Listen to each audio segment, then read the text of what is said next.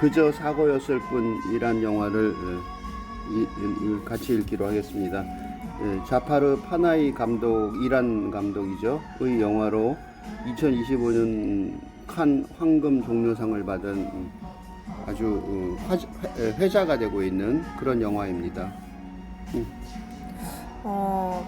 저는 이 영화가 주제가 생각보다 뚜렷하다는 생각이 들었는데, 왜냐면 그 주인공들의 입에서 그런 단어가, 특정 단어가 나와요. 뭐 예를 들면 정의 아니면 복수 이런 단어가 나오면서 이제 특히 시바라는 사진 작가와 그 바히드, 주인공 남성인 바히드가 그런 얘기를 많이 했었는데, 너 뭐 하려고 그러는 거냐고 하면서. 근데 이제 이때 저희가 그동안 토론하면서 이 교수님이 항상 소문자 정의와 대문자 정의에 대해서 많이 말씀을 해주셨었고, 그래서 그 개념에 대해서 저는 영화를 보면서 생각을 안 할 수가 없었어요. 근데 이제 그래서 그걸 보는데, 그 개념을 가지고 보는데, 이제 생각보다 이 대문자 정의를 그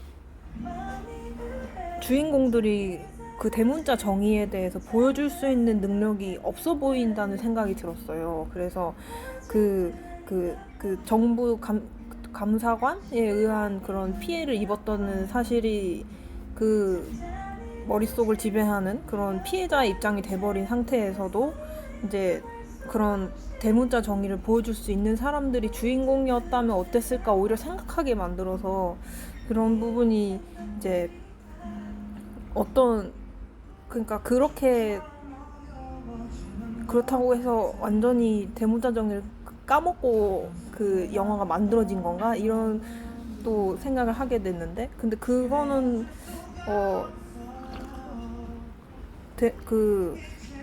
그래서 조금 좀 어떻게 해석해야 되지? 이렇게 질문을 계속했던 것 같아요. 예, 우선 이 영화의 줄거리가 아주 간단하죠. 자기네들을 신문하고 괴롭혔던 이근한, 우리 그 유명한 고문 기술자 이근한이 생각된다고 어떤 기자가 인용을 했거든요. 그 정도의 그 트라우마가 있는 거예요. 우리가 이근한 거는 이름을 다 아는 정도로 자유화 투쟁을 했던 사람들은 현재 정권을 잡은 분들이죠. 그 선배들이 그 사람한테 엄청나게 고난을 당했기 때문에, 그러니까 이 사람이 그 상징이라고 보면 돼요. 에크발. 근데 그 사람은 이제 모호하죠. 그런 사람들은 원래 드러나지 않게 그렇게 행동을 하는데, 그러니까 에크발이라는 그 가해자가 있어요. 그리고 그거의 피해자가 지금 4명이 나와요. 맞아요. 그게 이제 조금 전에 언급한 주인공 바히드라는 정비사 주인인가 주인공인 그 정비공인가 그분하고, 그다음에 사진 작가죠. 여성 사진 작가 시바하고, 그다음에 알리라는 그 결혼하려는 여자인데, 알리하고 남편인데 남편은 그냥 보조죠. 발언을 거의 안 해요. 그냥 부인을 이제 내일 부인 될 사람이니까 얼마나 열심히 지원하겠어요.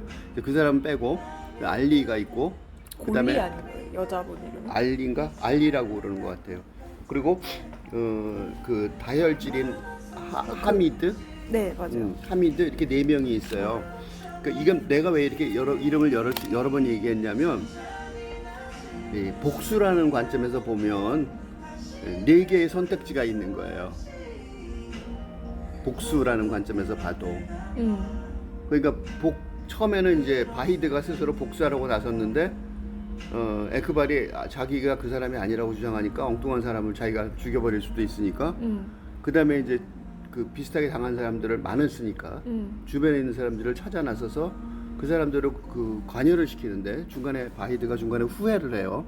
내가 괜히 관여시켰다. 나만 복수하려고 그랬던 건데 사실은. 그러니까 나머지 사람들의 복수가 다 다르다는 사실을 깨달은 거죠. 그러니까 복수가 4개예요. 시바라는 그 여성 사진 작가의 복수는 바히드랑 비슷해요, 모양이. 그다음에 올린가? 골리. 골리. 골리. 예, 골리라는 여자와 그 바히드는 둘 다 약간 다혈질이에요.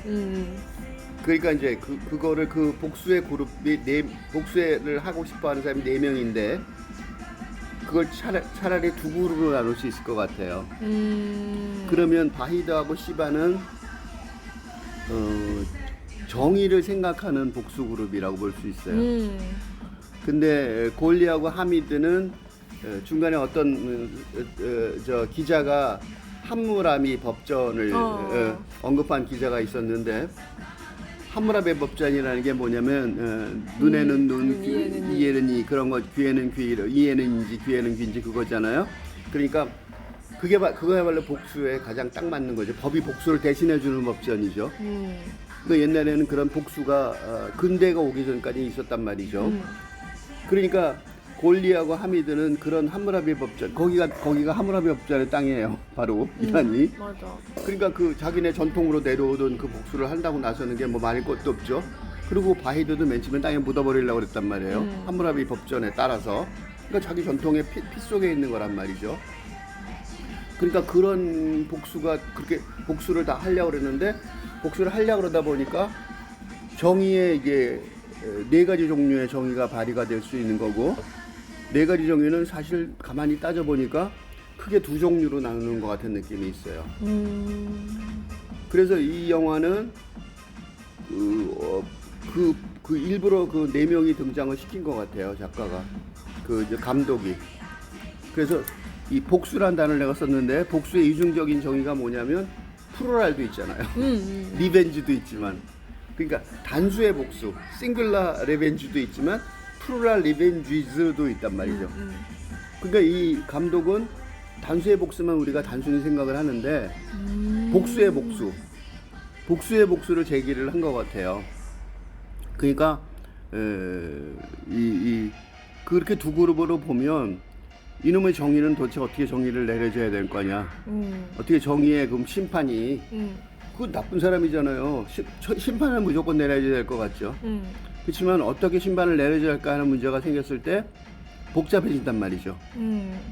근데 그 복잡해진다는 말에 대해서, 그러니까 아까 그 이현지 의원이 말한 대문자 정의에 대해서 보여줄 능력이 없어 보인다고 말했을 때, 그 능력 부족의 문제가 다른 말로 하면 뭐냐면 문명의 문제예요. 문명 수준의 문제를 말하는 것 같아요. 맞아요. 그러니까 이 영화에 대한 가장 큰 불만은, 나도 그래서 이 영화를요, 사실은 영화 보자마자, 보통 영화가 좋으면 영화 보자마자에다가 먼저 올리는데 이번에 안 올렸어요.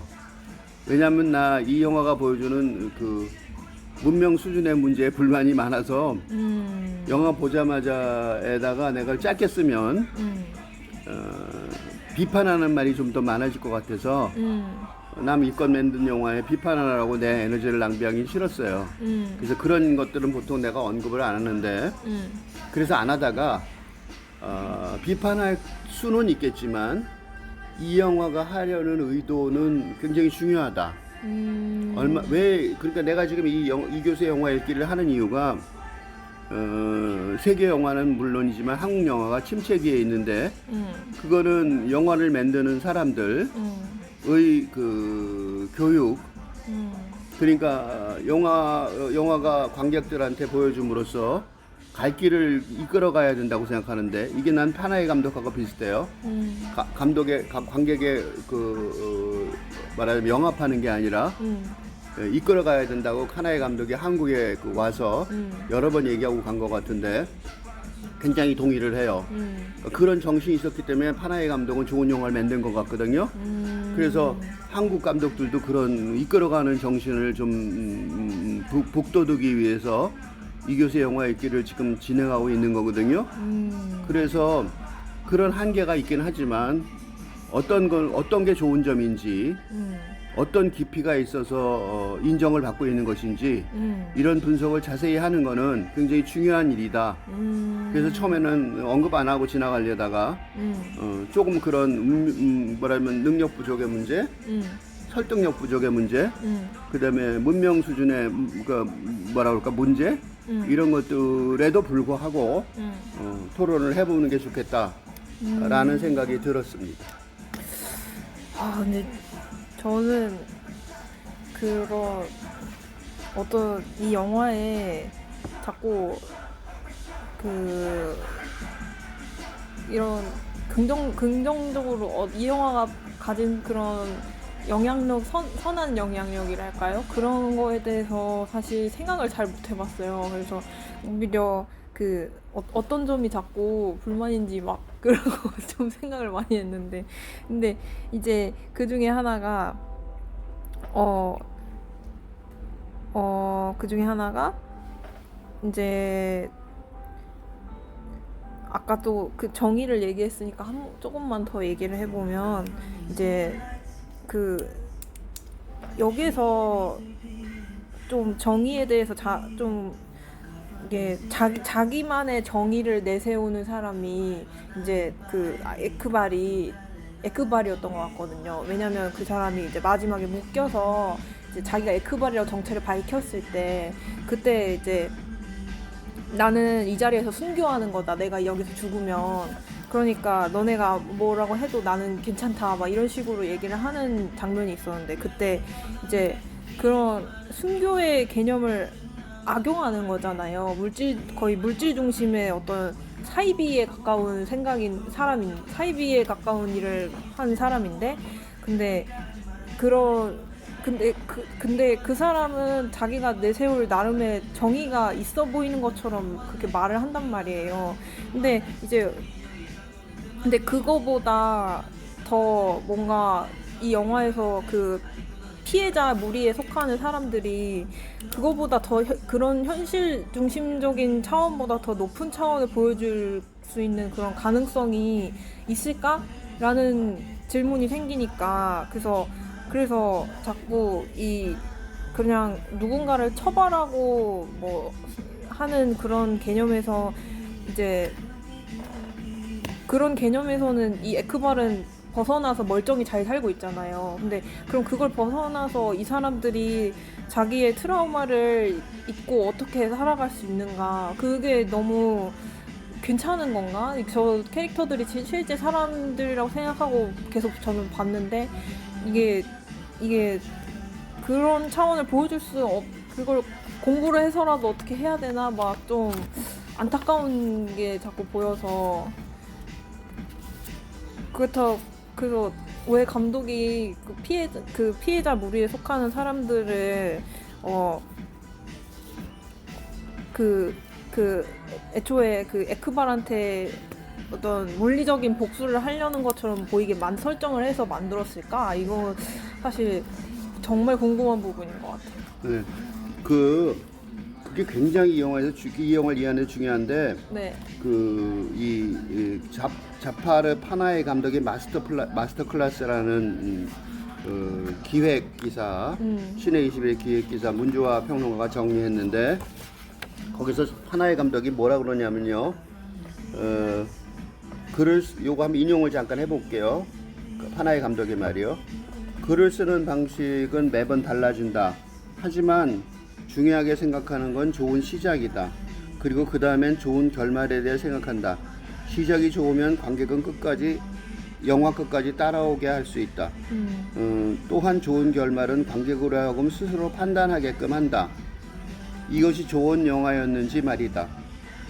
관객이 극장을 나설 때도 그 결말을 생각하고 있다면 좋은 영화라고 생각한다. 라고 정의했는데, 그 정의를 잘 지킨 영화 같아요. 좋은 시작을 했어요.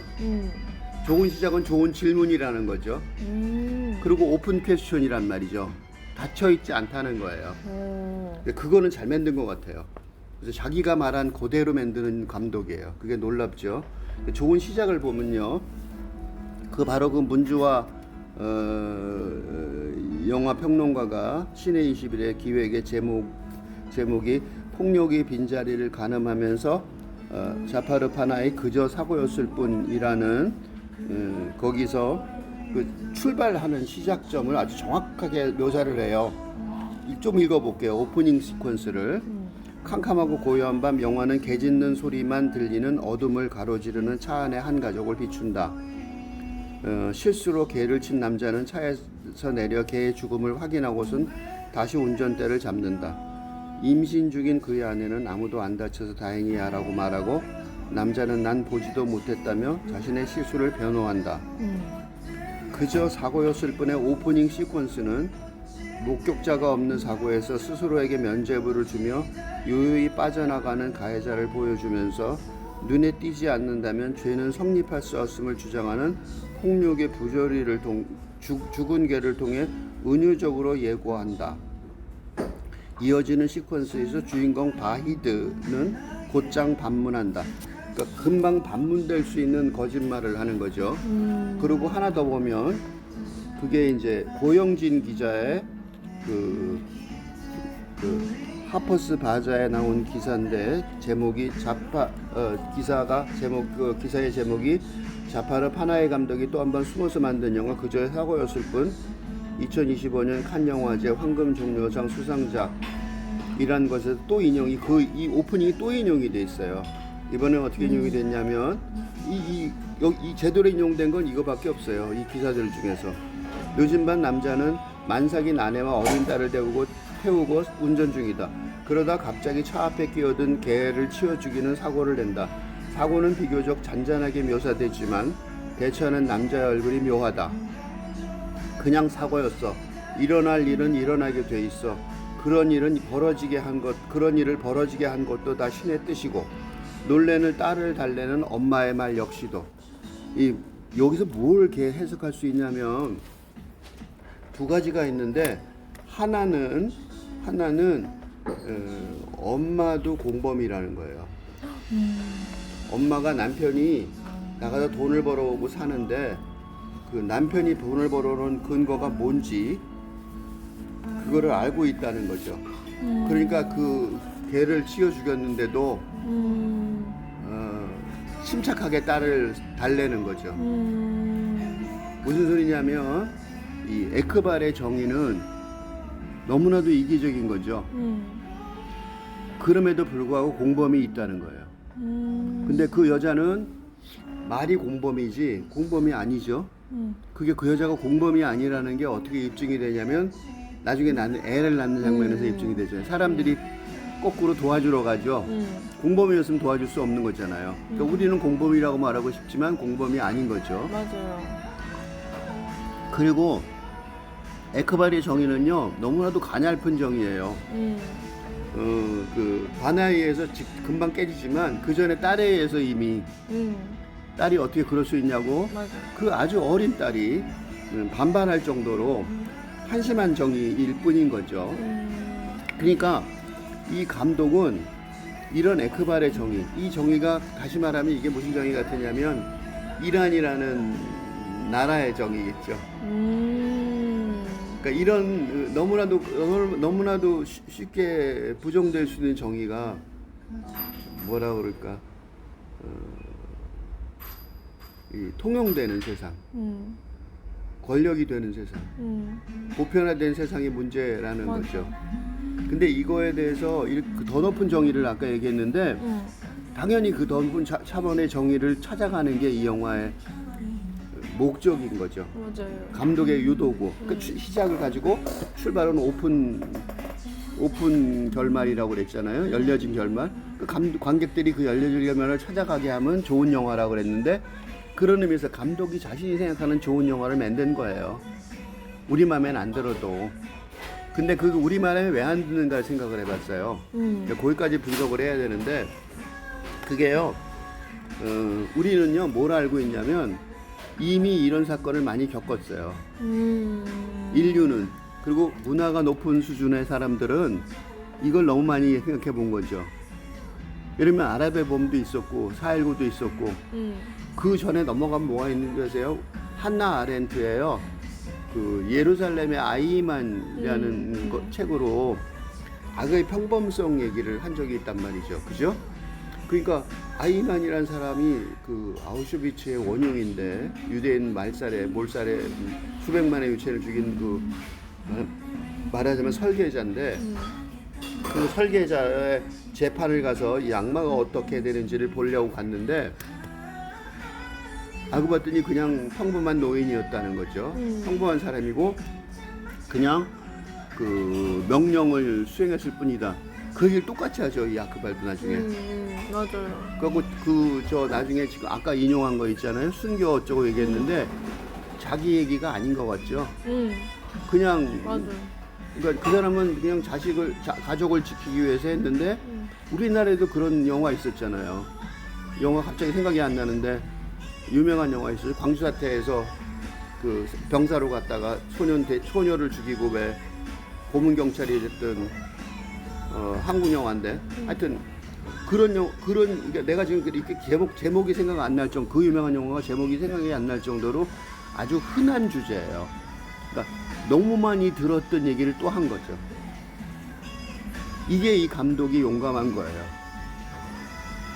이 너무 많이 들었던 얘기, 너무 많이 알고 아는 것 같은 우리가 많이 얘기했던 것 같은 그 얘기가 박하사탕인가? 아니 박하사탕 맞아. 박하사탕 같은 그 우리 이름을 알 정도잖아요. 그렇게 이렇게 많이 알려진 그러니까 뭐 인용하려면 한없을 것 같아요. 그렇게 한없이 인용할 것 같은 그런 주제를 그치 그런 내용을 다시 영화로 또 만든 거잖아요. 맞아요. 그러니까 보면서 그러는 거예요. 은근히 답답하고 이거가 왜 이런 생각이 드는 거예요. 영화 내내 질문하는 거죠. 그래서 이제 지금부터 영화 분석을 내가 하려고 맘먹은 거예요. 이거 왜 그러다가 그래도 뒷부분에 그렇지만 이게 지금 현실이기도 하잖아요. 이란에서는 현실이죠. 이 사람 감독이 65세라는데 그 다음에 베를린 베니스에 영화에서 상 받았다는데 3대 영화에서 상 받았던데 영화를 지금도 못 찍고 있는 거 아니에요 제대로? 뭐 이런 이런 개명천재 이런 상태가 있을까 싶지만 아직도 있단 말이죠. 그리고 여전히 굉장히 많아요. 오늘 아침 뉴스에 뭐가 났냐면 그 전 세계 Z세대들이 난리가 났어요. 폭동하고 뭐 그런 이유가 뭐냐면 아직도 그죠? 아직도 이런 일이 계속 벌어지고 있다는 맞아요. 거죠. 그래서 이 문제가 그렇게 간단히 넘어가고 우리가 이 문제를 제기했다고 해서 끝난 게 아니라는 거죠. 그 다음 단계로 가야 되는 그래서 진부한 주제이기는 하다는 거죠. 그렇지만 그 진부한 주제를 어디로 가야 되는지 생각해 본 적은 많지 않다. 라는 반성을 하게 하는 영화고 그래서 굉장히 중요하다는 거예요. 그다음에 그 다음 문제는 좀 기니까 또 아주 강의가 돼버릴 것 같아서 굉장히 진부한 주제지만 사실은 진부하지 않다. 라는 점에서 굉장히 중요한 언급을 했다. 중요한 시도를 했다. 그리고 감독이 자기가 말하듯 좋은 출발이었다. 그래서 감독이 자신이 정의하는 좋은 영화였다. 감독이 자기 영화 보고 좋다고 말하기 어렵거든요. 근데 그 얘기를 듣고 깜짝 놀랐어요. 근데 하여튼간에 이분은 이제 바깥에 나온 적이 별로 없어서 그런 건지도 모르죠. 어법을 모르는지도 모르겠어요. 예를 들면 문명사의 어법을 잘 모를 수도 있잖아요. 같이 얘기하다 보면 그렇게 스스로 칭찬하면 안 된다. 그 칭찬의 단어로 오해될 수 있는 단어를 쓰면 안 된다. 이것조차 모르는 상황이 아닐까 그런 생각도 드는데 어쨌든 그럼에도 불구하고 감독이 말하는 좋은 영화의 정의는 맞는 것 같아요. 그러면 이제 우리가 그 뒤에 오픈된 결말을 어떤 식으로 잘 만들어졌는지 분석하는 것이 맞아요. 이 영화 읽기의 중요한 과제라고 생각이 듭니다.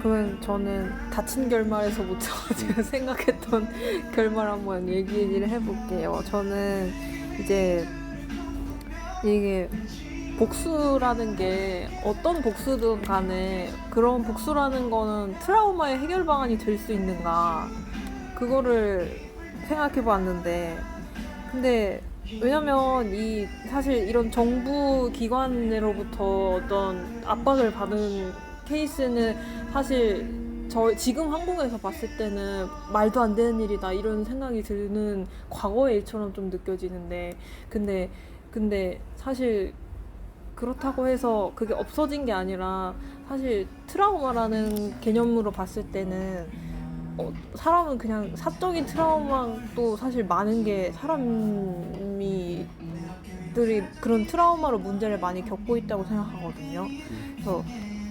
그러니까 이거를 그런 그 어떤 정치적인 입장에서 사회적인 입장에서 그런 피해를 입은 그런 관점에서도 볼 수 있지만 동시에 그냥 사적으로도 그런 트라우마를 겪은 사람들에 대한 이야기로도 볼 수도 있다는 생각이 들었어요. 그래서 그러니까 어떤 식으로든 개인 사적으로든 공적으로든 복수하고 싶은 대상이 있는데 그게 트라우마의 해결 방안이 될 수 있는 건가 이런 질문이 계속 마음속에 있었던 게 이제 왜냐면 이 영화에서는 그 마지막에 계속 에크바를 묶어서 데리고 다니다가 잠재워서 데리고 다니다가 이제 마지막 나무 앞에다가 앉혀놓고 이제 네가 네 잘못을 아니 이러면서 미안하다고 말해 이렇게 계속 요구를 해요. 그러면서 이제 싸대기를 계속 날리면서 이제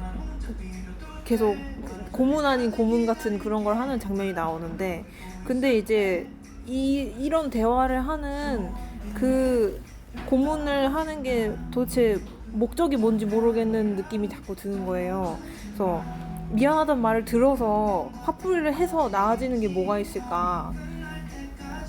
공감 능력을 이미 상실한 것처럼 보이는 사람한테 공감을 계속 요구해서 의미 있는 일이 발생하는가?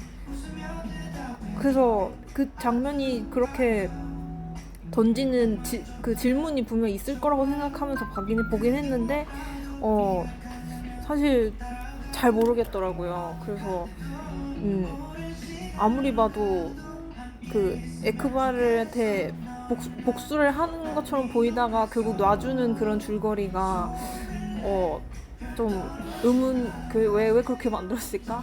다시 또 그 질문으로 돌아가는. 이걸 어떻게 그러니까 두 가지 어마어마하게 긴 대답이 될 수 있는데 우선 하나만 먼저 얘기를 해볼게요. 이게 너무 복잡하니까 두 개 잘라서 얘기를 해볼게요. 네. 첫 번째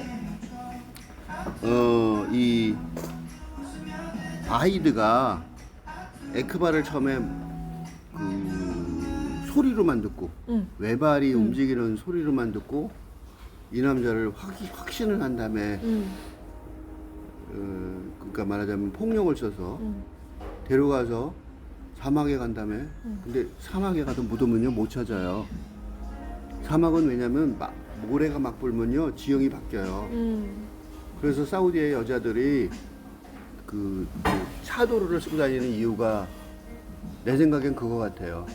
여자를 데리고 가서 여자가 그러니까 한 남자가 5명의 여자를 거느릴 수 있으니까 이 사람 법에 의해서 여자가 근본적으로 모자라니까 남자들이 강간을 많이 하잖아요.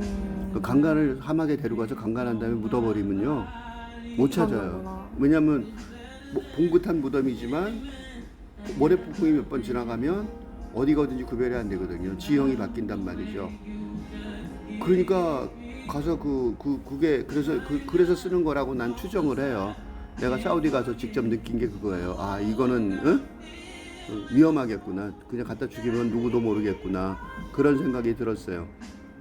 근데 어쨌든 그러니까 이 바히드가 이 사람이 틀림없다고 생각하고 그리고 죽이려고 나선 순간에 그 사람이 발광을 하죠. 그리고 온갖 이유를 붙여서 난 아니라고 그러는데 이 바히드가 그렇게 머리가 좋은 사람 노동자 낮춰보는 게 아니라 그러니까 이제 그 확신을 하기가 어려운 사람이죠. 객관적으로 분석해서 그 상대방이 부정을 하더라도 확신하려면 지적 수준이 좀 높아야 돼요. 근데 그 정도의 추론 능력이 없으니까 불안해진단 말이죠. 근데 우선 그 전에 그 폭력을 하는 거예요. 그 폭력에 대한 변명을 좀 해야 될 것 같아요. 그게 난 거부감이 들었어요. 저도요. 그렇게 감독들도 다 거부감이 들었을 것 같아요. 그래서 그걸 왜 했을까를 분석을 먼저 해야지만 될 것 같아요. 왜냐하면 이 혁명이라는 건 거칠어요. 특히 근대 혁명은 프랑스 혁명 때 왕을 목을 쳐서 죽여버리고 단두대 거기까지는 좀 참을 수 있더라도 왜 부인을 무슨 잘못을 저질렀다고 부인까지 죽였잖아요. 마리 앙뚜아네트. 그러니까 프랑스 사람들도 그건 후회를 한단 말이죠. 그 폭력을 변명하기가 좀 어렵잖아요. 네. 그러니까 그런 폭력들이 혁명에서 많이 벌어져요. 그게 말하자면 혁명 쪽에 좋은 쪽이라고 소위 얘기하는 쪽에서도 혁명이 있단 말이죠. 그 폭력의 변명을 좀 하자면 첫 번째는 지금 내가 변명한 거예요. 그러니까 민중은 그러니까 그걸 구별할 줄 모른다. 그렇게 세련되게. 그리고 더 큰 문제는 뭐냐면 근대 혁명은 근대적 세계관이라는 게 우리가 알고 있는 게 이분법이란 말이죠. 그러면 선 아니면 악인 거죠. 맞아요. 그러니까 이제 에크발이 누구야? 악한 놈이야. 그럼 죽여. 에크발의 부인이 누구야? 좋은 사람이야. 그럼 살려. 아주 간단한 논법으로 거기서 그게 그 에크발 부인을 살리는 과정을 보여준 게 중요한 것 같아요. 그게 쓸데없는 과정이 아니에요. 이 사람들의 논리가 그게 근대적인 사고방식에 그 사람들은 그보다 더 아래 전근대적인 상황 속에 있으니까 근대적인 사고는 아주 선진적인 사고죠. 거긴 자기네들은 발벗고 따라가도 못 따라갈 그런 수준이란 말이에요. 그러니까 거기선 선과 악이라는 건 굉장히 지상 최대 구분법이란 말이죠. 그러니까 에크발이 악이라고 생각하니까 당연히 할 수 있는 방법은 처벌하는 방법밖에 없었던 거예요. 그러니까 이게 그리고 또 하나는 영화는 눈에 보여줘야 되잖아요. 난 저 사람이 정말로 미워. 그걸 영화가 끝날 수는 없어요. 그건 잠깐 그 애증이 교체되는 장면일 수도 있잖아요. 어떤 여자가 난 저 사람이 정말 미워. 그 다음에 사랑하는데 그 표를 썼을 수도 있어요. 그러니까 영화에서는 그렇게만 하면 안 되고 그 다음에 칼로 찌른다든가 칼을 들고 휘두르든가 그런 장면이 나와야 정말로 밉다는 게 확인이 되는 거거든요. 그래서 그런 영화적 장치이기도 해요. 근데 그거보다 더 이 영화는 그런 영화적 장치에만 기대는 게 아니라 다큐 같은 그게 분명히 있거든요. 자기도 겪었잖아요. 감독도 감옥에 7개월이나 잡혀 있었다면서요. 거기서 들은 얘기라면서요. 어느 정도. 그러니까 그런 현실이라면 그거를 그 문제를 해결하기 위해서, 그죠? 문제를 해결해서 폭력의 용법을 써야 된다는 그런 과정을 겪는 사람들, 그 에크발이라는 바이드의 행위 하나만 있었지만 한 개인의 문제가 아니라 그 바이드가 대표하는 집단 전체가 보였어요. 한참 생각하다 보니까. 그러니까 내가 아까 얘기했던 프랑스 혁명 때 마리 앙뚜아네트를 군중의 열기 속에 같이 죽여버리게 된 그것도 비슷하죠. 그지? 국왕은 왕도 죽일 필요가 없었는데, 그지? 영국은 안 죽여서 입헌군주제로 됐잖아요. 근데 프랑스를 보고 끔찍하니까 입헌군주제가 된 거예요, 사실은. 프랑스를 보니까 왕을 죽이는 건 진짜 무의미하더란 말이죠. 자기도 크로멜이 왕을 죽였잖아요. 그리고 그게 진짜 쓸데없는 짓이라는 걸 깨달은 거죠. 죽여서 될 일이 아니고 문명이 바뀌어야 된다는 걸 아니까. 그러니까 그런 집단의 실수, 그거를 먼저 보여준 것 같아요. 근데 안 죽이죠. 그 안 죽이려는 과정이 이 영화 전체예요. 죽이고 싶은 마음은 굴뚝 같다는 거죠. 당연히 죽였어야 되는 거죠. 그러니까 그 뒤에 있는 4명의 그 나머지 3명의 그 팀원들이 똑같은 공통점이 있어요. 죽이고 싶다. 그래서 첫 번째 반응은 어딨어 그 새끼. 그러니까 죽여버릴래. 맞아. 그 시바조차 그래요. 말로라도 그 새끼 어디 있어 죽여버리고 싶어라고 말은 해요. 그리고 골리하고 그 누구야 하미드는 진짜 죽이고 나서죠. 그 정도잖아요. 그러니까 그게 하나의 사람이 아니고 집단의, 그죠? 단지 이제 바이든은 집단을 대표하는 인물로서 그걸 행위에 먼저 옮긴 것 뿐이죠. 그러니까 그 4사람이 다 공감을 별로 어렵지 않게 공감하잖아요. 그거 굉장히 위험하고 그 골리의 남편이 걱정하잖아요. 당신 큰일 날지 모르는데, 그러니까 그러잖아요. 당신 만나기 전의 일이야. 간섭하지 마. 이러잖아요. 그러니까 아주 자동적으로 집단이 그지? 정서가 되는 그런 걸 표현한 거 아닐까. 그래서 물론 그 묻는 깡패같이 그죠? 그거 완전히 우리나라 영화에서는 깡패들이 하는 짓이죠. 영화의 나쁜 깡패들이. 그렇지만 이 영화에서는 그런 게 아니고 그런 어떤 그 피어갑 민중들이 억압받는 민중들이 지금도 이 Z세대들이 세계 곳곳에서 반발하듯이 경찰한테 막 화염병을 던지고 경찰 무슨 잘못이 있어요, 그지? 그리고 차를 엎고 불을 지르고 뭐 그러는 거 공공기술 기물을 부수고 하는 거랑 별 다를 바 없는 그런 어떤 그 말하자면 지배계급 자체가 억압적이니까 그러니까 그거에 대해서 어떻게 하겠어요, 그지? 피지계급도 같이 이렇게 억압적으로 나서는 거 아닐까 그런 생각을 먼저 했어요. 그래서 그게 먼저고 뒤에 질문한 그 얘기는 너무 긴데 계속 할까요? 저 괜찮아요. 그럼 그 아까 말한 그 진실을 찾는 문제가 그래서 중요해지는 거죠. 그러니까 이제 왜 진실을 찾아야 되냐면 안 죽이고 죽이는 것 단순하게 죽이는 것으로 그러니까 죽이는 거로 해결이 안 돼. 나는 그거를 어떤 최근에 쓴 시에서도 복수에 관한 시가 두 편인데 나한테 한 편에 최근에 쓴 시가 한 편인데 옛날에 쓴 시가 거의 20년 전에 쓴 시도 마찬가지였는데 내가 주먹을 휘두르는 마음이 드는 생각이 들었어요. 나도 분노가 있을 때가 가끔 있으니까. 근데 이제 그 주먹을 상상해봤어요. 날아갈 땐 복수에서 날아간단 말이죠. 그럼 도착 지점에서는 복수가 이미 아닌 거죠. 그건 다른 결과가 초래될 것 같더라고요. 그래서 그런 복수는 안 된다는 거예요. 이 얘기를 내가 한 게 아니고 선배가 있어요. 그게 누구냐면 햄릿이에요. 햄릿의 내가 제일 좋아하는 귀절이 Time is out of joint예요. 시간은 이음매가 어긋나 있다. 이게 이제 데리다가 죽음의 선물인가? 거기서 굉장히 길게 그걸 인용했는데 데리다는 나처럼 해석하지는 않았어요. 정확하게 데리다가 언제나 모호하게 해석했죠. 근데 내가 정확하게 해석을 하자면 햄릿이 바로 아버지의 복수를 해야 하는 절대절명의 명령을 받은 거죠. 유령의 명령보다 절대절명이 어디 있어요? 그죠? 아버지도 아니고 아버지 본인도 아니고 아버지 유령이 나타나서 명령을 한 거죠. 절대로 피할 수 없는 운명을 가지게 된 거예요. 그잖아요? 그거는 살아있는 아버지의 명령이라면 협상 가능하죠. 죽어있는 유령이 단 한 번 나타나서 말한 거는 그게 만약 사실이라면 다시 가서 아버지한테 그 생각 다시 해보세요라고 말할 수도 없는 거죠, 이미. 그러니까 이 확인할 수밖에 없는 거예요. 그래서 확인을 했더니 클로디우스 한 행동을 보니까 이건 틀림없는 거죠. 그럼 이제 햄릿은 당연히 죽였어야 되는 거예요. 근데 햄릿도 똑같죠.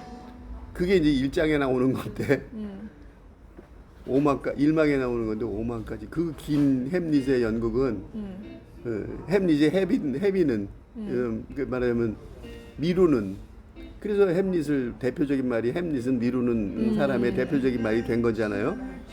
그럼 햄릿은 왜 미뤘겠냐? 이 바이드가 민 거랑 똑같다는 거예요. 그러니까 이 영화는 햄릿을 다시 쓴 거라고 보여져요. 이 영화는 놀라운 영화. 이 영화의 놀라운 점은 한나 아렌트의 예루살렘의 아이만을 다시 쓰고 햄릿을 다시 쓴 것으로 보여져요. 근데 햄릿부터 생각해 보면 왜 내가 두 책을 얘기를 했냐면 햄릿은요 개인의 문제예요.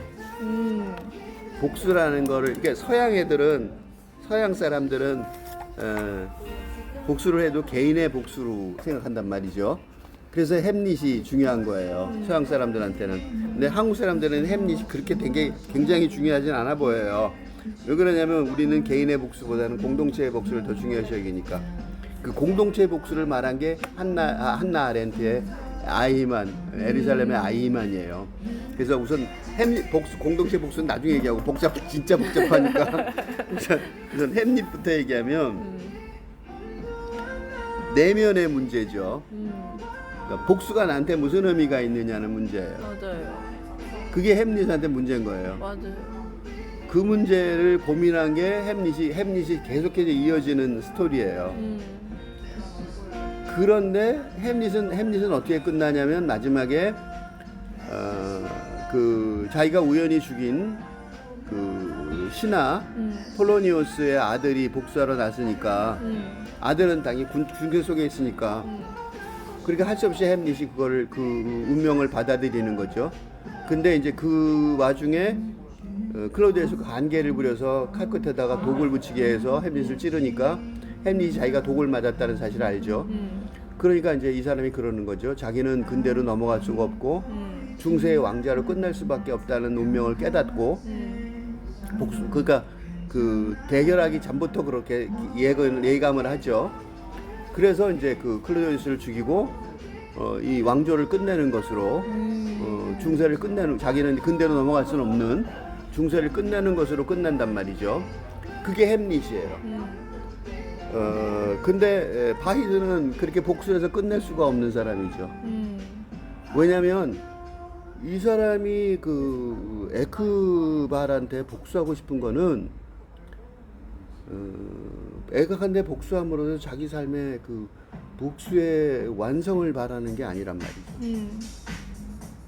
복수를 하고 싶은 거는 개인적으로 볼 때, 아까 개인적으로 먼저 얘기한다 그랬잖아요. 개인적 심리적으로 볼 때 그런 복수의 아까 트라우마를 얘기했어요, 이은지 의원이. 그래서 내가 개인적인 얘기를 먼저 하고 있는데 트라우마가 바로 이게 개인적인 거죠. 트라우마가 복수가 그러니까 플루랄 그러니까 공동체의 것이 되면 한이 되죠, 한국식으로. 근데 트라우마라고 말하면 개인적인 거잖아요.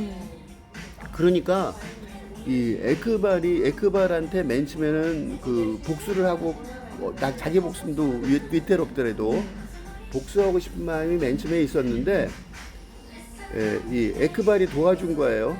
강력하게 부정함으로써 복수의 의미가 뭔지 생각할 수 있는 기회를 준 거죠. 이거 내가 왜 복수를 하는 거지? 시간이 하루를 흘렀잖아요, 완전히. 맞아. 그러면서 이제 그 막 여러 사람을 만나고 돌아다니면서 도대체 내가 왜 복수를 하려는 거지? 라고 생각을 하게 된 거예요. 그러니까 쉽게 말하면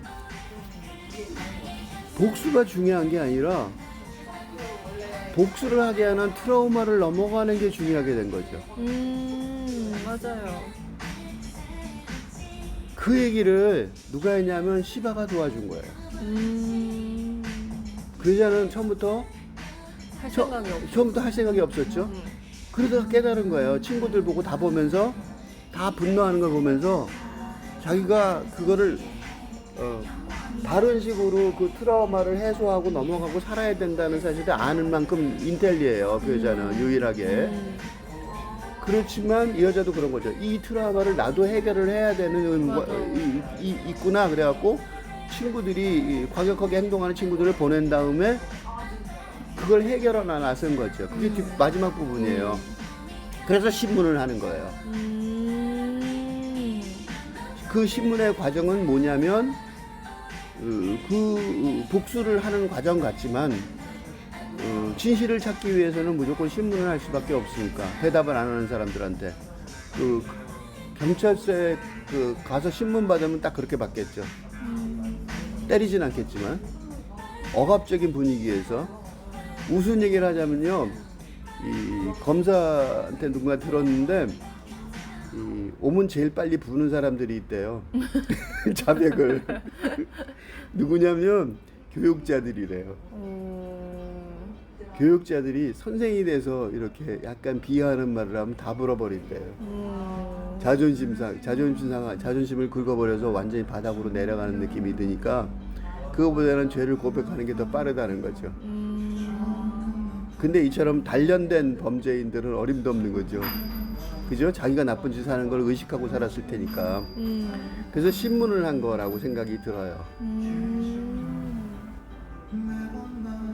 그러니까 그 거친 과정이 에크바를 괴롭히는 과정이 아니라 에크바에 의해서 유발된 트라우마를 해결하는 과정이라고 보여져요. 그래서 그 시바하고 바이드가 약간 사기를 치자 안 죽일 건데 죽일 것처럼 그 다음에 그거가 완전히 해소된 다음에 둘이 각자 떠나잖아요. 내버려 두고 그게 해소됐다는 장면 증거가 어디 있냐면 바이드가 결혼 준비하는 거죠. 과거를 뒤로 하고 결혼하고 새롭게 잘 살아보겠다고 나설 수 있었던 게 그 트라우마를 해결했기 때문인 거잖아요. 그러니까 이 영화는 개인적으로 보면 개인적인 그 스토리를 보면 햄릿은 해결하지 못한 복수의 문제를 이 바이드는 해결을 한 거예요. 그건 단지 바이드가 햄릿보다 뛰어나서가 아니고 셰익스피어보다 자파르 파나이 감독이 뛰어나서가 아니라 얼마나 뒤에요. 그러니까 거의 몇 년, 500년 뒤에니까 당연히 더 많은 그 문명의 축적이 있었으니까 코끼리 위에 앉아 있는 참새인 거죠. 쉽게 말하면. 어쨌든 간에 그렇지만 그 문제도 별로 본격적으로 해소해 본 적이 없으니까. 그리고 이렇게 해결하는 방법은 중요한 게 지금의 근데 그렇게 하면 이제부터 Z세대가 요새 폭동 얘기했잖아요. 그런 얘기를 폭동이 아니라 평화롭게 해결할 수 있다는 거죠. 그러니까 이제부터 근대 혁명이 일어나면 그 혁명은 폭동이 아니고 폭력이 아니고 다른 방식으로 예를 들면 신문 그런 방식으로 해결할 수 있다는 거예요. 그리고 이거에 사례가 있어요. 그게 뭐냐면 남아프리카 공화국이 무시무시한 인종차별 정책에서 풀려났을 때 흑인 정권이 남았을 때 데스만 투투 주교가 진실과 화해위원회를 만들어서 뭘 했냐면 나쁜 사람들을 지명을 해서 피해자와 둘이 서로 고백을 하게 만들었어요. 처벌한 게 아니라. 그러면서 폭력 사태를 없애버린 거죠. 그 일을 이미 했던 적이 있어요.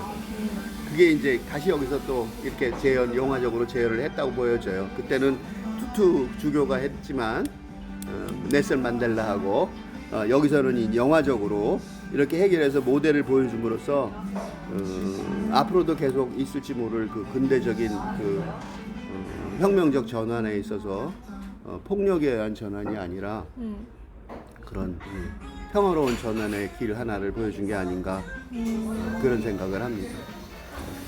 그게 아마 아직 공동체적인 입장에서는 얘기를 안 했잖아요. 근데 그게 아마 이렇게 트라우마라는 게 개인적인 거에서 없어지면 또 공동체적인 거에서도 없어지는 게 아니니까 그럼 그런 한계 때문에 계속 저게 정말로 극복이 된다고 봐도 되는 건가라고 의심을 좀 했던 것 같아요.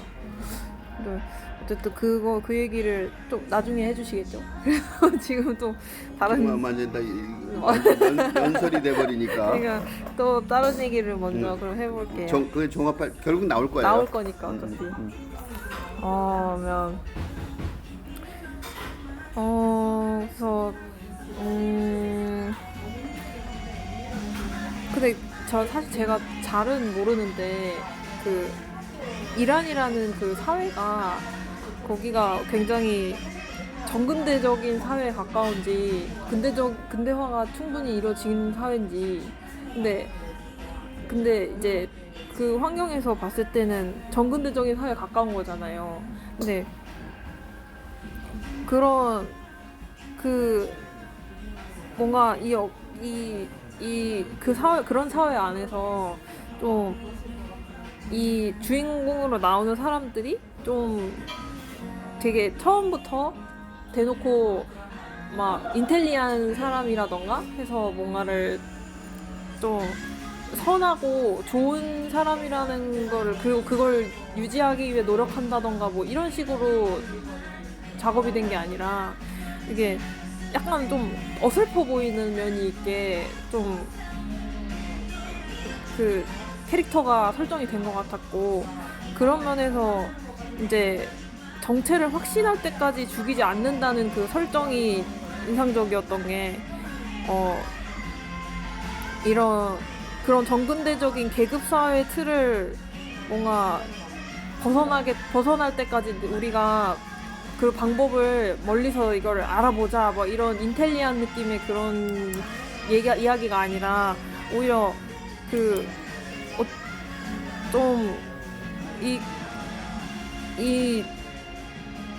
이 정근대 사회에서 계속 뭔가, 그러니까 정근대 사회 중에서도 좀 더 그 자기 전통으로 더 그 근대화된 부분도 좀 있을 텐데, 근데 그걸 오히려 더 거슬러서 오히려 과거로 더 돌아가는 느낌의 복수를 하려고 할까 말까 고민하는 그런 내용이었던 것 같아요. 근데 이게 자꾸 또 임산부를 돕는 장면도 뭔가 에크바를 죽이려고 하는 이상은 그게 진짜 선한 사람이어서 그렇게 도우려고 했던 것도 맞는데, 근데 에크바를 죽이려고 하는 그 마음이 아직 있는 이상은 그게 모순이 되잖아요. 선한 행동을 했다 안 했다라고 하기보다는 그게 진심일까 이런 걸 의심하지 않을 수가 없단 말이에요. 그래서 이런 얘기를 했던 이유가, 사실 이렇게 과거로 뭔가 가는 것 같은, 그러니까 회귀하는 것 같은 그런 현상이 이제, 저 얼마 전에 어쩔 수가 없다 영화를 봤었는데, 그 영화에서도 이게, 근데 심지어 그 영화는 이렇게 근대화가 많이 이루어진 한국 사회에서 정근대적인 그런 복수를 할 것 같은, 아니 복수도 아니었죠. 거기서는 그냥 자기가 살아남으려고 누군가를 죽이려고 하는 그런 개념으로 돌아가는 게 굉장히 계급 사회에서 살아남기 위해서 자기가 폭력으로 해결하려고 하는 그 사고방식이 근대 사회에서도 벗어난 사고방식이었잖아요. 그래서 그런 걸 이렇게 과거로 돌아가는 것 같은, 그래서 뭔가 질서가 없어지는 것 같은 그런 느낌이 자꾸 들어서, 또 일부러 의도적으로 그렇게 또 표현을 하셨을까? 근데 사실 이렇게 이 아이디어를 생각할 때는 그것도 되게 답답하다고 생각했었는데, 토론을 하면 할수록 어떤 의미로 그렇게 했을까 자꾸 또 궁금해지는 부분입니다. 내가 어쩔 수 없다는 한마디 얘기하자면, 이 영화보다는 좀 모자라는 상을 못 받았죠. 네. 이 영화보다 훨씬 낮은 수준이다. 네. 라고 밖에 말을 못 하겠습니다. 근데 그러면 왜 이 자파르 가나의 감독의 영화가 더 괜찮은가, 그 설명을 하는 건 좋을 것 같아요. 우선 하나만 인용을 하나 해보면요. 아까 인용했던 문주화 평론가의 첫 번째 패러그래프인데 읽어볼게요. 자파르 파나이의 여정은 이들과는 식별되는 것인데, 그는 이들과 식별된다는 소리는 무슨 소리냐면, 이게 정부의 허가받은 사람들이 망명하거나 그런 사람들이 많죠. 근데 이 사람은, 그는 영화를 찍을 수 없는 상황에서도 이란에서 영화를 줄곧 만들어 왔다. 그 영화는 가혹한 현실 아래에서도 동시대 시네마의 성립 가능성에 대해 멈추지 않고 증명해 왔다. 다시 말해 그 영화는 이란을 한사코 떠나지 않으면서 이란의 현주소를 정확하게 직시하고 있는 픽션이자 다큐멘터리이다. 이며 갱신되는 역사이다. 자파르 파나이는 비교적 자유로운 창작 여건 아래에서도 시네마의 종말을 부르짖는 우리에게 새로운 형식의 시네마를 계속해서 발표하고 있다. 영화가 도무지 성립할 수 없는 이란이라는 척박한 땅에서 동시대 영화의 미학적 전선이 첨예하게 형성되고 있다. 현재 지구에서 가장 혹독하게 억압받는 영화 감독이자 가장 자유롭고 창발적인 영화 예술가라고 말하고 있어요. 여기서 내가 아까 박찬욱 감독의 영화를 말하는 거는 비교적 자유로운 창작 여건 아래에서도 시네마의 종말을 부르짖는 우리, 그게 이제 박찬욱 감독 영화라면, 이 사람은 그런 더 말도 안 되는 현실에서 두 개를 동시에 하는 거죠. 이란이라는 척박한 땅. 아까 말했지만 전근대적인데 이 영화는 자체는 근대적인 장르란 말이에요. 그러니까 근대적인 장르 앞에서 이 배우들도 못 찾아서 배우들을 그 아마추어를 썼대잖아요. 그러니까 아마추어들이 딱 맞는 연기를 했어요. 모르니까. 그러니까 자기한테 맨날 하던 일을 하려니까 행동을 하려니까 너무 자연스럽게 한 거예요. 그게 이제 이란의 현실인 거죠. 그러니까 그 아마추어들 잘한 거예요. 그러니까 다큐멘터리죠. 그러니까 이란 이 영화가 도무지 성립할 수 없는 이란이라는 척박한 땅이에요. 그런데 중요한 건 뭐냐면 거기서 그거를 픽션을 만들어냈고 동시대 영화의 미학적 최전선 가장 자유롭고 창발적인 예술가가 됐다면 상 받아 마땅한 거죠. 바로 그것 때문에 상 받은 것 같아요. 그러니까 뭐냐면 이 사람들, 그러니까 보세요. 근대라는 거는요. 근대의 핵심 특징은 뭐냐면 논리적이고 합리적이라는 거예요. 그 추론이죠. 지금 우리가 하는 행위도 추론 행위잖아요. 앞에서 말한 거 계속 이어가죠. 나도 조심스럽게 말하는 이유가 뭐냐면 앞에서 말한 거에 반대말하면 안 되잖아요. 그게 토론할 때 조심해야 되는 거죠. 앞에서 이거 이렇다고 얘기해놓고 뒤에 가서 딴소리 하면 당신 앞에서 딴소리 했잖니, 앞에서 반대로 했잖니 이렇게 되니까 토론에서 이제 말하자면 혼나는 거죠. 믿을 수가 없는 토론자가 되는 거죠. 그러니까 근대는 논리적이라는 거예요. 그러니까 우리는 그런 훈련이 잘 돼 있어요. 말할 때 일상으로 얘기할 때도 말하면 연인끼리 싸울 때도 조심해야죠. 말을 앞뒷말이 다르면 당장 사과해야 되죠. 그런데 그 논리적이라는 거가요 사실은 웃기는 거예요. 논리적이었던 거는 근대 이후뿐이라고요. 그리고 그 논리적인 합리적이라는 것이 지금 웃긴다는, 내가 지금 웃긴다고 막 얘기했죠. 웃기다는 게 입증된 게 기후재앙이에요. 그러니까 논리적 합리적으로 기계 열심히 만들어갖고 생산 열심히 해서 옷들을 엄청나게 빨리빨리 만드는 패스트 패션이 됐는데 그렇게 해서 이루어진 게 뭐냐면 기후재앙이란 말이죠. 맞아요. 그러니까 인간의 의도적으로 인간의 머리로 논리적으로 만들었더니 지구를 망치고 인간도 망치게 생긴 거죠. 요컨대 여기 나오는 이 논리적이지 못한 사람들, 그죠? 그리고 겨우겨우 생각하는 사람들이죠. 이 사람들이 과거의 인물이라고 치부해버리고 도외시할 수가 없다는 거예요. 왜냐하면 근대 논리적인 게 엉망이니까. 그죠? 그래서 지금 이은주 의원이 획기적이라고 말하면서도 의심을 이게 맞나 이렇게 되는 거예요. 왜냐하면 분명히 획기적인 것 같은데, 그지? 그렇다고 무질서로 그 박찬욱 감독이 어쩔 수가 없다처럼 무질서로 가버리는 게 답이라고 말할 수는 없잖아요. 네. 그 영화 좀 본 다음에 좀 씁쓸하잖아요. 그래서 네, 그게 답일까 이런 생각이 드니까. 그러니까 이 사람은 그런 희망을 놓치지 않는 거죠. 이 무지한 사람들이 갖고 있는 그런 말하자면 억지로 만들어낸 지혜가 얼핏 리얼한 것처럼 보이지 않지만, 그지? 다큐처럼 보이지 않고 환상처럼 보인단 말이죠. 예를 들면 아까 얘기한 가장 대표적인 사례가 그 에크발의 부인의 출산을 돕는 거죠. 돈까지 내줘요. 그 카드가 에크발 건지는 모르지만. 아니 자기 에크발가 꺼내려다 자기 걸 꺼내. 아, 자기 거 꺼냈어요? 네. 그러니까 그건 놀랍잖아요. 그러니까 당연히 에크발이 내야 되는 건데 에크발 카드도 있는데 그걸 자기 카드를 내주고 나중에 아들 낳았다고 통보까지 해주고 그거 엄청난 그지 컴패션이 그런 자비심이 어디 있어요? 맞아. 그러니까 우리가 그 근대화가 되면서 그런 사람들을 무시했는데 사실은 지금 와서는 약간 그 인디안 추장의 지혜 이런 거 다시 들여다보고 뭐 그러잖아요.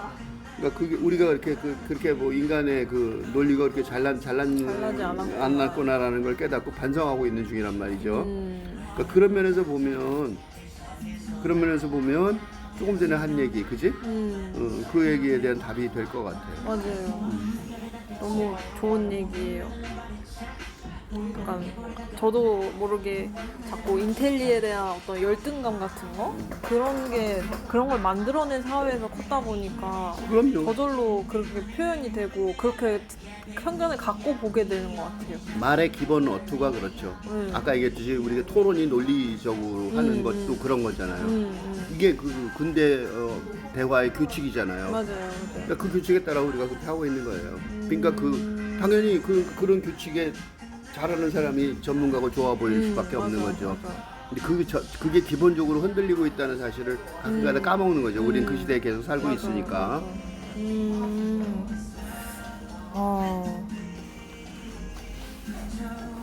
그리고 저는 이제 또 근데 하나 또 기억나는 장면이 이제 그 결혼할 예정이었던 골리 그 여자분 있잖아요. 그분이랑 이제 남편이랑 같이 이렇게 둘이 속삭이는 장면이 나오는데 막 그러니까 오히려 골리가 남편을 설득하는 장면이었어요. 나 이거 같이 가야 된다고, 나도 이 에크발 따라서 나도 뭔가 해야 된다고 그 장면이 있었는데 그때 나왔던 얘기가 고도를 기다리며 그 연극을 얘기하면서 우리 그때 같이 보지 않았냐고 그 연극을. 근데 거기서 계속 기다렸던 것처럼 우리는 더 이상 그럴 수가 없다고, 우리가 스스로 일을 처리해야 된다고 이렇게 골리가 얘기를 했었어요. 근데 그때 이제 그 부분이 대한 얘기한 이유가 좀 많이 봐온 논리가 아니었나? 그런 생각이 들어서. 왜냐면 이제 좀 실존주의적인 절망 같은 거는 그동안 너무 많은 작품에서 이미 설명한 바가 있는 그런 감정이잖아요. 그래서 그런 게 이제 뭔가 그러니까 그 영화 내용에서는 이런 얘기를 하는 골리가 그래서 근데 나중에 결국 같이 막 에크바를 고해성사하게 만드는 장면까지도 같이 안 가고 그냥 이제 너는 결혼 내일 준비하러 가라 이렇게 해서 헤어질 정도로 좀 끝까지 같이 하지 못할 정도로 골리는 근데 자기가 뭔가 스스로 해야 된다고 말했던 반면에 그렇게 하지 못하고 끝났는데 그랬던 게 그래서 오히려 그런 절망할 게 아니라고 하는 그런 뜻으로 해석해도 될 수도 있는 건가 하는 생각이 또 들고 그래서 그건 지금 생각이 들었어요. 사실 그 전에는 감독이 이건 너무 많이 써온 그런 진부한 그런 이제는 좀 진부해진 건가 아닌가 했었는데 지금 또 생각이 그렇게 바뀐 것 같아요. 내가 이 영화가 괜찮다고 생각하는 건 이유 중에 하나가 바로 고도를 기다리면까지 해석하고 있다는 거예요. 그러니까 이 영화가요, 책 3권을 해석을 하고 있어요. 맞아. 아까 햄릿 해석을 재해석한 걸 내가 설명을 드렸잖아요. 네. 이번에 이제 고도를 기다리면을 재해석하는 거를 골리하고 알리에나 남편이? 하미드. 네. 하미드라는 사람 두 사람, 골린지 알린지 그거. 여자분 이름은 골리가 맞아요. 그럼 네. 남자가 알린가 보다. 하여튼 근데 여자 이름을 내세워야 돼요. 남자는 부속품처럼 왔다 갔다 하죠. 맞아. 근데 되게 재밌는 게요. 그게 중동의 진짜 모습이에요. 그러니까 중동에는요, 중동은 차들을 여자가 쓰고 다니니까 억압받는 것 같지만 안에 들어가면 여자들이 파워가 보통 센 게 아니에요. 남자가 거꾸로 휘둘리거든요. 여성 파워가 엄청나요. 그래서 여자들이요, 중동 여자들이 어릴 때 되게 이쁘거든요. 고등학교 3학년 때쯤인가 하여튼 그때까지 되게 이뻐요. 그래서 여자들이 그때까지 남편 구하려고 난리예요. 이쁘니까 아직. 그리고 그 다음에는 이제 완전 중동 아줌마로 확 바뀌는 거거든요. 뚱뚱하고 힘은 중동 아줌마들이 있어요. 골리가 딱 결혼 직전이잖아요. 그러니까 중동 아줌마가 되기 직전이죠.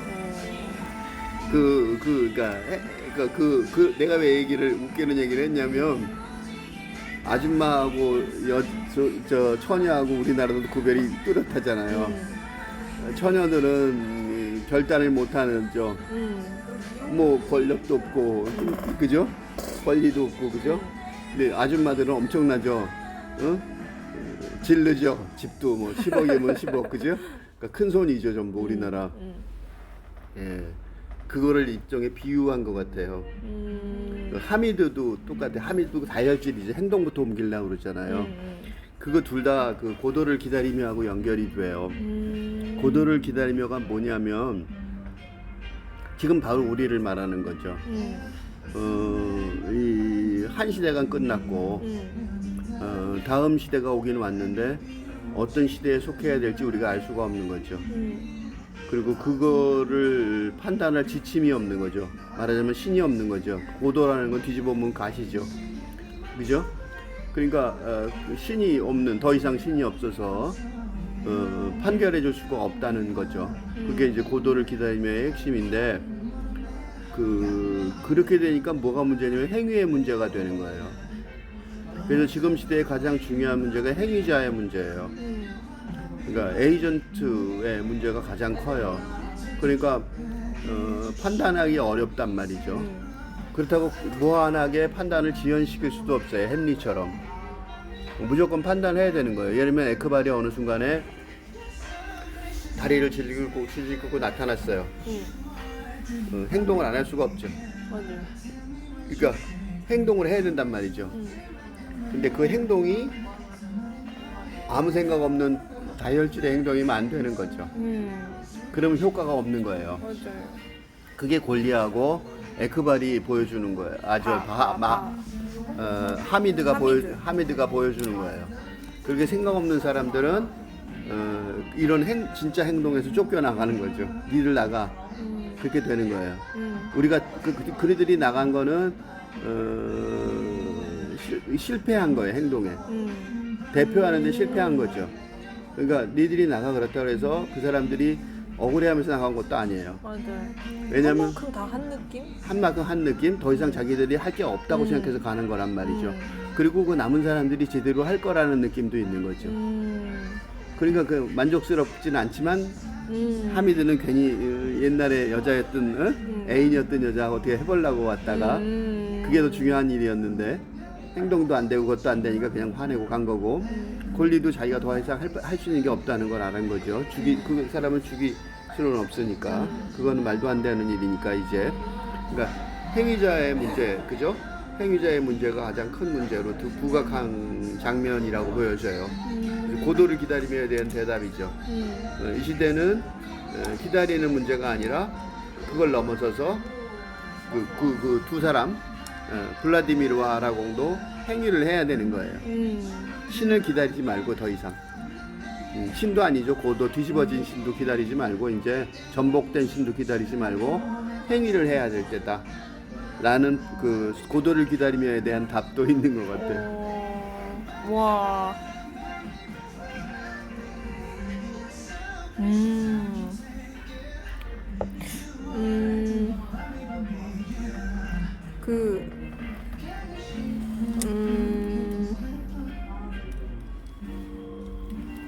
그러니까 이제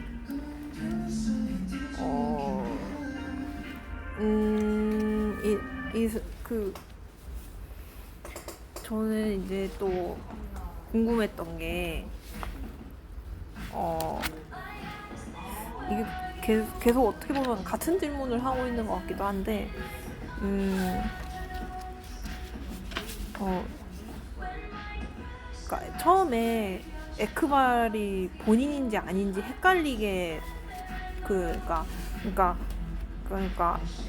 그 계속 그 영화 전체 내내 에크발 본인인지 아닌지 그 사람이 맞는지 아닌지 관객들로 하여금 헷갈리게도 계속 하다가 마지막에 에크발 본인이 맞는 걸로 드러나잖아요. 그러니까 이게 내 구성이 미스터리를 전략으로 삼고 있단 말이에요.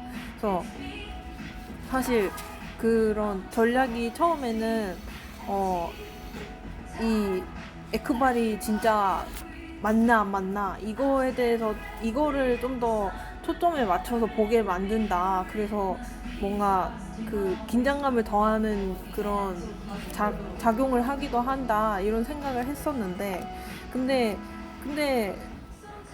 또 꼭 그래야만 했을까 하는 생각이 들었던 것도 사실이에요. 왜냐면 이제 일단은 처음에 그 에크발이 약간 좀 그러니까 그 처음에 그저 사고였을 뿐이라는 뿐이라고 막 엄마가 그렇게 설명해주는 그 차 안에서의 장면이 나올 때 그것도 그러니까 어떻게 저는 처음에 그게 에크바도 변명할 수 있다 그런 것처럼 약간 변명으로 보였거든요. 그냥 그저 사고였을 뿐이라는 그런 뭔가 그 변명을 대신 해주는 것처럼 보일 수도 있겠다는 생각이 들었거든요. 그래서 그런 걸 포함해서 이제 그 에크발에 대한 것도 그런데 사실 근데 만약에 피해자들도 그 에크발을 죽이진 않았지만 어쨌든 그 상해를 입히고 이렇게 묶어서 데리고 다니고 있는 거잖아요. 사실 그게 인권을 완전 침해하는 되게 있을 수 없는 일 중에 또 하나인데, 근데 그거를 하는 일이 또 어떻게 보면 그것도 이거는 심지어 사고도 아니고 의도적인 거였으니까 그래서 오히려 그러니까 그저 사고도 아닌 의도였을 뿐이니까 이번에는 그러면 피해자들도 더 나빠지는 건가? 약간 이런 생각이 오히려 들 정도였어요. 그래서 뭔가 이런 그 구성이 좀 처음 되게 헷갈렸었고, 그리고 그러니까 선악을 반대로 오히려 감싸는 것처럼 보이니까 그래서 되게 그랬었는데 근데 하지만 그래도 내심 이제 관객 입장에서는 에크발과 바이드가 같은 선상에서 심판을 받을 것 같지는 않다고 이제 생각하는 거죠. 나쁜 짓을 진짜 했던 거는 더 심하게 했던 거는 바이드 아니 그 에크발이니까. 근데 그래서 동시에 되게 모순되게 봤었는데, 근데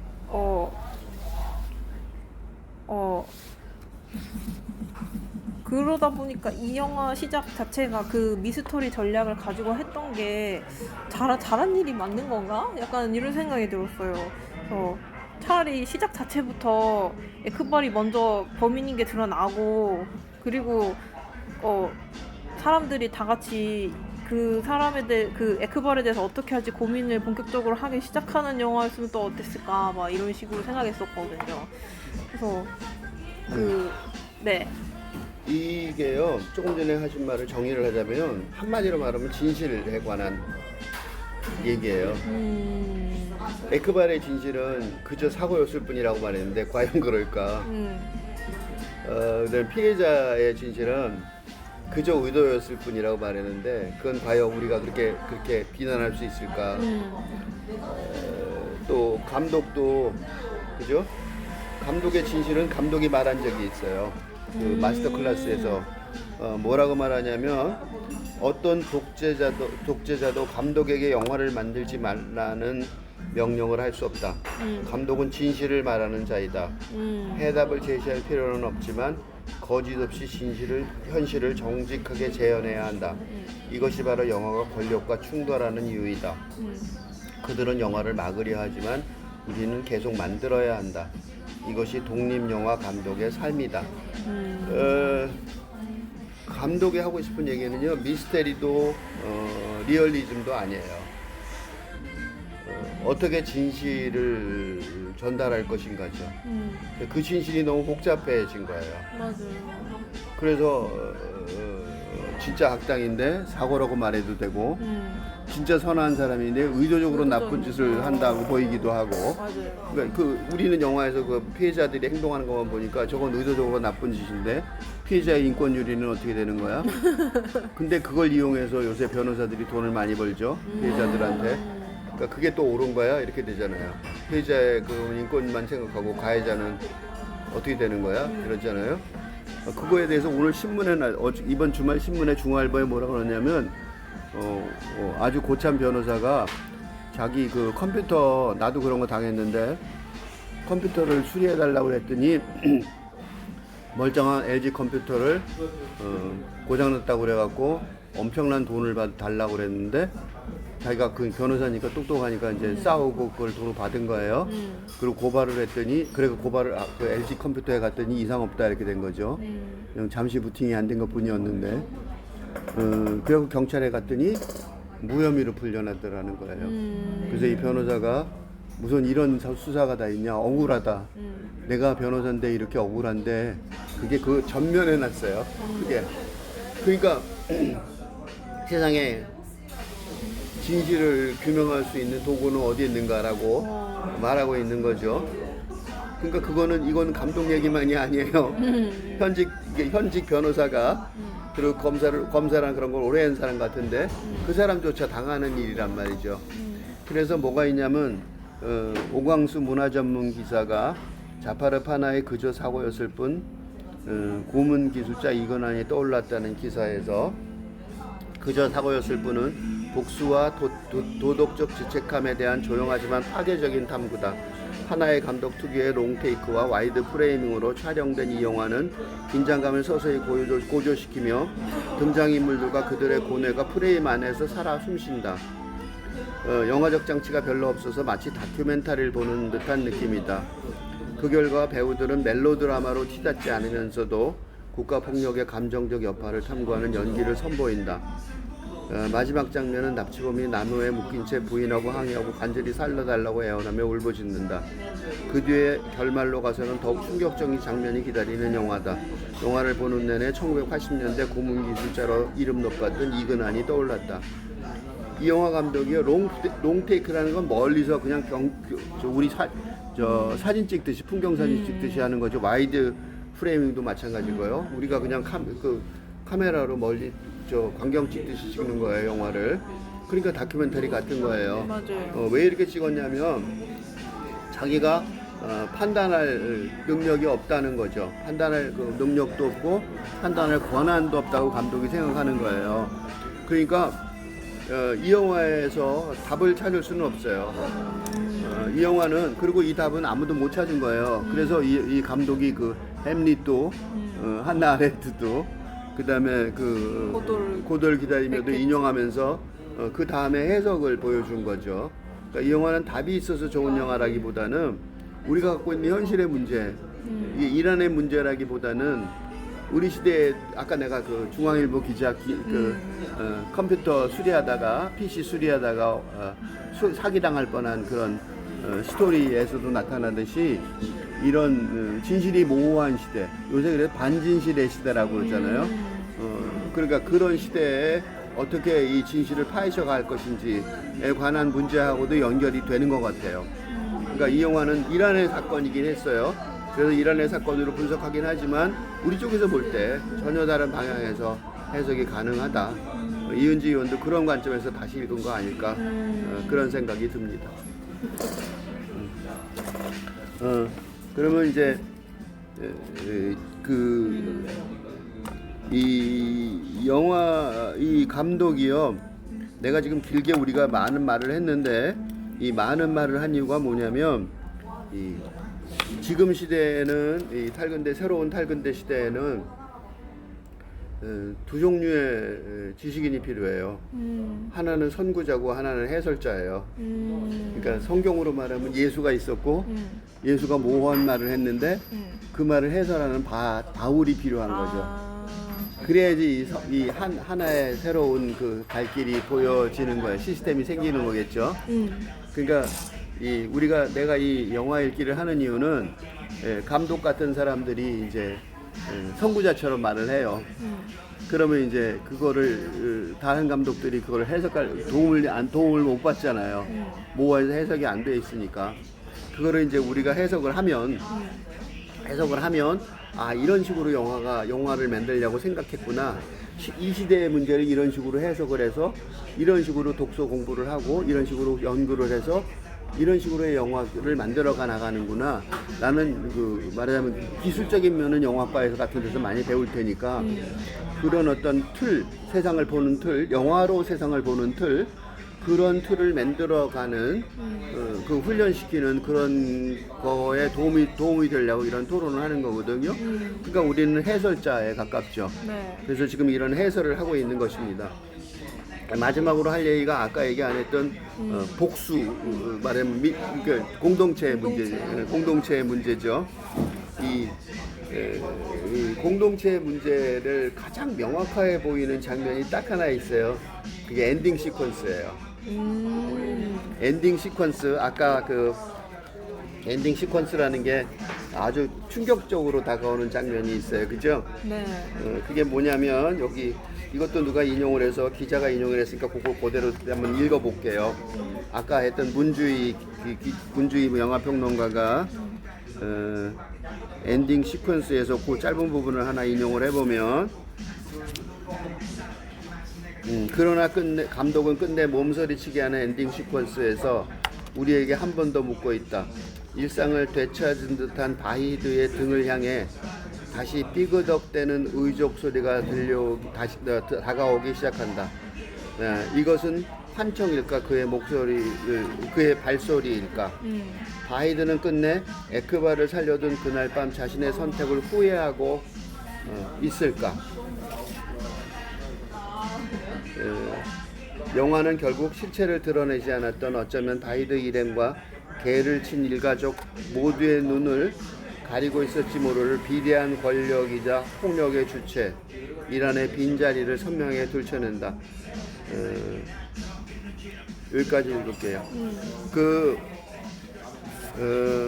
마지막 장면에 바히드가 이제 자기 트라우마를 해결을 하고 결혼식을 준비하는 장면에 갑자기 등을 보이면서 서 있는데 등 뒤에 예의의 그 발을 끄는 의족 발을 끄는 소리, 그게 소리인지 환청인지 약간 묘하게 들리죠. 감독도 의도적으로 그렇게 녹음했대요. 근데 그게 상징하는 게 뭐냐면 양심이에요. 내면화된 정의. 개인의 양심이지만 공동체가 되면 내면화된 정의인 거죠. 근대화된 거예요. 전근대 시대에는 복수함으로써 죽였지만, 복수를 하면 무슨 일이 벌어지냐면 내가 예를 들면 상대방을 복수를 하면 끝나는 게 아니라 그 집안이 복수하러 나서서 전쟁이 되죠. 맞아요. 그러니까 복수의 악순환이 계속되는 거예요. 그래서 할 수 없이 우리가 근대화한 거예요. 근데 근대화를 하면 문제가 또 하나 생겨요. 그건 뭐냐면 범인이 다시 출소한다는 거예요. 그래서 지금 시끄럽잖아요. 아이들 성폭행하는 사람이 다시 출소를 해갖고 동네에 산다고 난리가 나는 경우가 많잖아요. 그러니까 다시 말해서 이 근대화의 구조는 그 내면화된 양심, 내면화된 정의 때문에 우리 모두가 그런 아슬아슬한 발소리를 등 뒤에서 듣고 산다는 거죠. 정확한 표현이죠. 멋있다. 그게 민주주의예요. 민주주의 나는 그걸 보면서 그래서 박수를 쳤어요, 속으로. 다 이상하다가 그 장면 보면서 맞아. 이건 끝내주네 이런 생각이 드는 게 바로 그게 민주주의를 상징하는 거예요. 우리는 등을 돌리고 서 있고 우리 뒤에 우리가 두려워했던 것이 지나가는. 우린 그래서 그러잖아요. 여자들이 밤에 갈 때 길을 돌봐주는 경찰이 연락하면 돌봐주겠다 그러잖아요. 그러니까 우리 모두 이해하고 있는 거예요. 항전하는 위험, 어둠의 위험, 그런 것들을 우리도 다 인정하고 있는 게 민주주의 사회라는 거죠. 여기서 좀 철학적으로 한마디만 더 하고 끝낼게요. 그러면 이건 없어지면 어떻게 하면 없어지냐 지금 그런 질문을 하고 싶잖아요. 그래서 그 얘기는 한마디 더 해야 될 것 같아요. 안 없어진단 말이죠. 왜 안 없어지냐면 설명을 하고, 없어지는 거는 희망적으로 얘기를 할게요. 권력의 속성이에요. 공동체로 살아있으면 그게 이렇게 그 농업을 중심으로 하는 농업을 인류가 하기 시작하면서부터 그게 10,000년 전, 5,000년 전 이렇게 얘기하죠. 그때부터 우리가 모여 살았어요. 모여 사니까 잉여자변이 생기고 착취가 생겨요. 그렇게 자연스럽게 그렇게 되겠죠. 공동체 질서가 생기면 권력이 생기고 부의 집중이 생기고 권력의 집중이 생기고 위계 질서가 생기고, 그렇게 되면 당연히 억압이 생기고, 그럼 당연히 부조리가 생기고,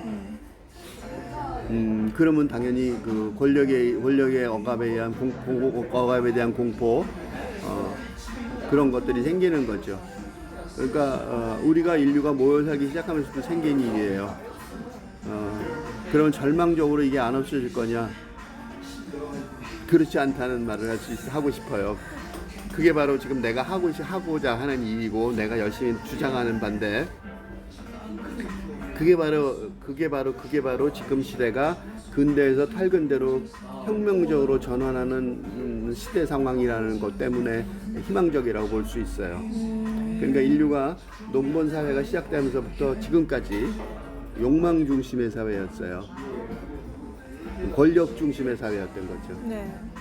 욕망에 집착하는 사회가 계속 이어진 거죠. 농사를 더 많이 짓고, 그죠? 더 많이 수확하고, 더 많이 소유하고 그런 과정이었는데 지금 시대는 뭐냐면 그게 풍요의 끝에 와 있는 거죠. 그래서 솔직히 말해서 누가 나한테 신발을 100켤레 준다고 해도 싫잖아요. 내가 좋아하는 신발 몇 켤레면 되잖아요, 사실은. 그러니까 풍요의 끝이 와 있단 말이죠. 그러니까 지금 인류가 그리고 자연도 우리한테 기후재앙으로 경고하죠. 네. 이렇게 욕망을 더 이상 인류 공동체 니들이 계속해서 욕망을 유지하면 못 견딜 거다. 지구가 못 견디고 니들도 같이 망할 거라는 경고를 받고 있는 상황이니까 그러니까 우리가 인류가 전환을 하면 혁명적으로 해야겠죠. 내면에서부터 그렇게 바뀐다면 이유 없이 불안한 거잖아요. 사실은 욕망 때문에 불안한 거거든요. 기본적으로는 그러니까 그 연결돼서 이어져서 쭉 왔지만 그게 결국은 그것 때문인데 그러면 앞으로 다가올 민주주의는 어떤 거냐? 그런 소유에 대한 욕망에 대한 집착을 벗어난 그런 공동체가 만들어지지 않을까? 영성을 통해서 그래서 그게 동서양 통합된 영성을 통해서 그런 게 이루어지지 않을까라는 전망을 하고 있고 그것 때문에 이런 얘기들을 길게 하고 있습니다. 그러니까 여기도 그런 길이 있을 수 있다. 그러려면 우선 지금 현재의 문제점이 어떤 건지 정확하게 파악해야 다음 길을 가니까 그래서 이런 영화를 분석하고 있습니다.